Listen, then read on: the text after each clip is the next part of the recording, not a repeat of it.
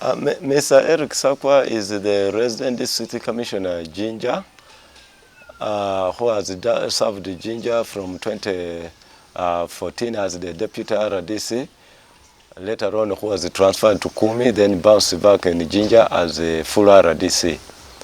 Eric Sakwa hails from Mbale district, who is married and is educated up to a degree level from Makere University in the field of environmental studies. Is a social person, very cooperative and very hardworking as he speaks now. Now, there is nothing much like stealing. These are concocted issues, as I said earlier. Because what is happening is that the Sakwa, whom I know myself, cannot steal 80,000. Because I earn a salary which is more than 80,000. I can depend on that. And secondly, they said that I also stole Empire Waraji. The Sakwa, you know, has never tasted Waraji in his life, his entire life. And the Empire Waraji they are talking about was, it is out of stock. It was banned by government. So that means that person had even committed also a crime for selling the banned product on the market. So investigators should start also from there. So all of this is just a hoax. Because as I talk now, the people of Rwanda, even those who are concerned, collected money. They said, okay, if we are saying Sakwa stole 400 something shillings, let us collect the money. They collected the money ready to go and pay that family. But the family refused. The family said, no, Sakwa has never committed any crime here. These are all concocted issues, concocted matters by politicians who want to achieve their own selfish goals. So there is nothing like theft, like what, as I told you earlier, what I'm fighting for, what I am, the issue is not prosecution. The issue is persecution because of my way of doing things, especially in handling corruption and enforcing the presidential directives. Unfortunately, I want to regret the incident that happened. Although we have been barred from talking about it by court, because the court really refused me to make any comments on that. But all what I want to tell you is that the issue is not manslaughter. The issue is simply persecution by political actors who think that they can take on to grab, to engage in corruption, to engage in land grabbing, to defraud the government, especially public funds, with immunity. And that is what has caused me a problem. It is not the issue of manslaughter, because manslaughter, if you go in its deep in its entirety, you may find that it is not there, because information is there. The postmortem, we have had an issue that the postmortem was even forged. The hospital, Jinja Referral Hospital, has come out broadly that the postmortem, they have disowned the postmortem. So that means there are so many issues. So the issue is not the manslaughter issue. It is the issue of fighting against corruption, the issue of fighting against land grabbing, and those who defraud government big sums of money. That is the issue. And I am very confident that I will stick on those principles. That one, I don't have any other people whom I use, because what I know, apart from the police, maybe if police, we normally engage police, sometimes the army, because the people whom we work with have been intoxicated by politicians to always rebel against the authorities, security agencies. You have seen circumstances where security operatives are beaten by the people because some politicians incite them. Recently, I went and closed the bar of a certain politician called Valieko in Jinja West here, who had gone against the directives of the president. The president directed no bar should open, but he had opened the bar where people were really jubilating as if there's no COVID. And when I closed it, that is the source of now all my issues that I'm facing now, because they think that they will do, they have impunity over those issues, over the issues they are putting on ground. So we are just working, but I don't have any other group that engages in beating people, because what I know, the politicians themselves have formed militia groups, those criminal gangs. They arm them with the marijuana, they give them waraji, they arm them with machetes, and they always attack people in various areas, in various villages, to give an impression that it is security agencies. So they want to take advantage of that, to mudslinging me, to blackmail me. But me, I have nothing totally, because it's not my mandate to create a militia group. But for them, they have created, and they are using it both politics and to achieve their economic goals. If they are grabbing land somewhere and there are people there, they use those militia groups to go and beat up people and take over those land, the land in question. Starting with the last one, Moses Varieku, he has been known for his fraudulent way of handling issues in Jinja, both politics and economics. He has been on the forefront of engaging in land grabbing. The recent one which we had, where we appeared before the Bamugemerere Commission, where he had grabbed the government land worth 13 acres and sold it fraudulently to an Indian called Magarel Patel, about 7 billion, where he was paid 1.8 billion, which he used to clear some people in terms of corruption. So we have had issues with him. He has been a politician who has been on the forefront of surviving on lies and fraud and bribery. The other time when the president came at during the commissioning of the bridge, the new Nile bridge, he even frauded the president, even lied to the president that people of Jinja have eaten food, because the president gave money to purchase food for the people who had come to welcome him. But he ate the money. Then he deceived the people that no, everything, Your Excellency, the people have eaten. So that gave the person of the Balieku as a person who is a liar. So I thought I had given him respect as a leader in the community. But I have found out that he's doing this service.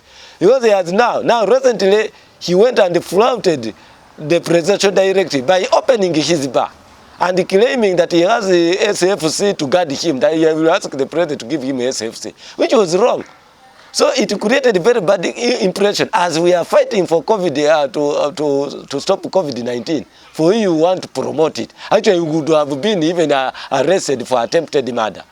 But that is, now leaving that, going to Dr. Kizza Besigye and Elias Lukwago, we have had, of course, running battles, specifically with Dr. Kizza Besigye. I have no much problem with Dr. Kizza Besigye. The only challenge with him is when he visits Jinja. There are words he incites in people which are not which are detrimental to security in the district. At one time when he visited Jinja and he appeared on one of the radio stations in Jinja, on the radio station during that time, there had been an unrest in Sudan, which had happened where the government had been toppled through civil disobedience. But Dr. Kizza Besigye now incited people. Within 5 minutes, he had just started the program. But he was telling people, let us do the Sudani way. And within 5 minutes, the next 5 minutes, the people, the youth working in the informal sector in Kazimingi, in Jinja, Kazimingi is just like you see Katanga in Kampala or Katwe. Oh yes, those dealing in the Juakali activities, the mechanics, all of those. They had started burning tires. They were burning tires, claiming that no, now Colonel has ordered that we do this. Now imagine if we had left him to be in the studio for 2 hours, what could have happened? The whole town. And yet those Joakalis were neighboring the Ginger Central Market. People's shops would be robbed, people would be killed. So we came to really avoid the situation. We actually tried to solve the problem by strictly removing Kizabwe or stopping him from continuing from the program. Otherwise, I have no problem. When he comes in Ginger, Kizabwe should stop inciting people to burn tires on roads, to create unnecessary roadblocks by this youth, to finance them, buying them petrol to start burning. So, you know, I think when he comes and he starts talking, if he talks his politics, it's okay. But inciting the youth, financing them, I think it is a security threat in this country. That's why at one time I declared him an unwanted visitor. Because whenever he visits, he causes chaos in the district. The Lord Mayor, I did not, you know, he was the one who started first. Because when we appeared on one of the TV stations in Kampala, he abused me. He started by attacking me. And as you know, I think he had not got a challenge. He has that challenge of failing to debate with authority and giving respect with the person he's on with in the studio. And as such, he resorts to abuses. And when you abuse me, then I also pay you in the same currency. Fire with fire. So if you abuse me, don't think I will put the other cheek and say, you slap this side also. No, tit for tat. You remove my eye, I also remove yours. I have been having a very good relationship with this, so we've been working very well with him. Because he's even a new person, he's less than 4 months here. He has just come from Mayuge, and we have been well. I did not have any bad intention of criminalizing my colleague, because there is nothing wrong he did to me. We only had some issues in relation to movement permits which we were issuing, because I am in charge of issuing movement permits in the district. And in most cases, whenever I am taken up by other schedules, I could delegate him to assist me to issue those permits. But the challenge that came up was that there are some masqueraders that infiltrated his office, and even my office, who could go and collect money from people. And when they collect money from people, they give an impression that it is the office of the RDC and the office of DISO that is collecting money. And yet these movement permits are free of charge. We don't issue on payment. So we had that, but of course politicians now exploited that chance and thought that now this is the chance now to disorganize them. So politicians now infiltrated the office of the RDC and the DISO and created that appalling situation in those two offices, and gave an impression that RDC does not work with DISO. DISO does not work with RDC. And that's why recently the PS of Office of the President, Haji Kakande, called us to really create harmony between us, following what was running on WhatsApp, on social media, and even the people. So we met and we harmonized the position, and we were already working together. But of course, this other unfortunate moment that came in regarding the interdiction, as I've said earlier, I have decided to keep a low profile because I didn't want to cause alarm to people. But what I know, if a letter is coming from the office of the president, they are laid down procedures of delivering that letter. If you have an interdiction letter, or you have a transfer letter, or any other letter, the letters normally go to the registry. We have the registry in the office of the president. And we have a person employed there who normally calls you to come and pick your letter.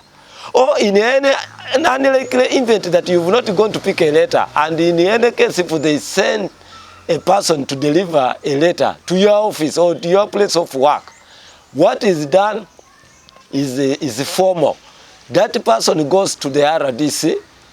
In case if he doesn't get him, he calls him and he goes in the office, then he delivers the letter, and the RDC acknowledges receipt of that letter, that document. And we sign, because there are always two documents. The one that you sign on to acknowledge the receipt, that goes back, and the one that you get, they leave it with you. So that is the procedure that is done. But what was done here was very contrary. Well, they sent someone whom I don't know from Kampala to deliver a parcel, to deliver a message, a letter of interdiction to me. But unfortunately, the person reached in the office. He did not even enter in the office. He simply stopped outside the office, and they gave a stranger who had come to collect a movement permit a letter to deliver to RDC's office. So that one caused a bit of a question mark. Why? Why did he stop outside? Now the stranger who delivered the letter asked him, my office attendant asked him, who has delivered this letter?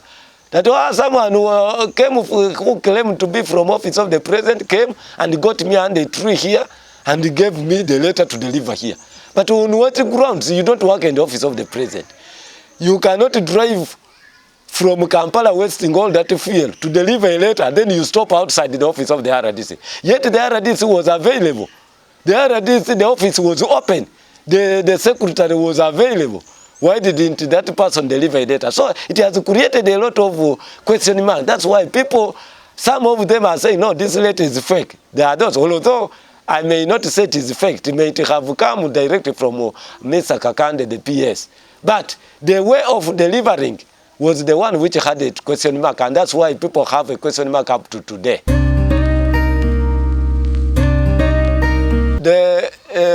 The employees of the district is undertaken by the District Service Commission under its chairpersonship. And what I know, we normally come in terms of supervisory and guidance. I have time and again had issues with the District Service Commission because of the complaints that I get from the public of bribery, taking the order of the day. Of course, I've said bribery, there's corruption, there's sexual harassment, taking the order within the District Service Commission, and not only the District Service Commission, but even in other entities like Municipal Council. Because we have had reports from people complaining that without money, you cannot attain a job at the District Service Commission. And we have found out that that element has killed now the efficiency of the district. Because most of the people who occupy those jobs do not qualify, do not have corresponding academic requirements to take up those jobs.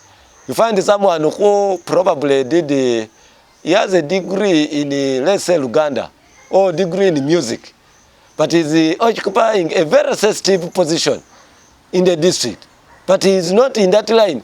So that's why we are having problems with the coordination, and that's why corruption is high, because someone who got a job through that method, he thinks he must get as much bribes as he can in order to recover the money he paid. Because jobs here, in most cases, they are looked at as for sale. They sell jobs. And that's why we are having those complaints. I've had so many complaints during this tenure, and I've strictly handled the District Service Commission members, some of them even we force them to recover the money which they got from people.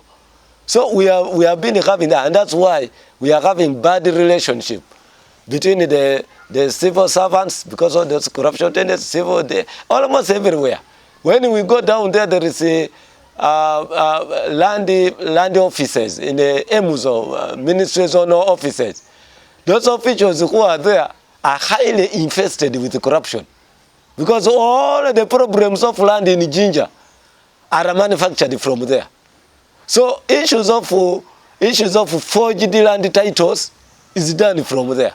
And the officials who work in Jinja do not even sleep in Jinja. They sleep in Kampala. And they don't work. In a week, they come twice, once. And those are the issues that we try to fight, because we want people to give service to the people of Jinja. Because this is a zonal office. It serves the entire Busoga. So if you miss, you don't come in office, that means you are doing this service to the people of Jinja and Busoga, and also government, because you are consuming salary which is not commensurate to the work you are offering. It is not news. It is not news for someone to pose a question, because such instances can be manufactured.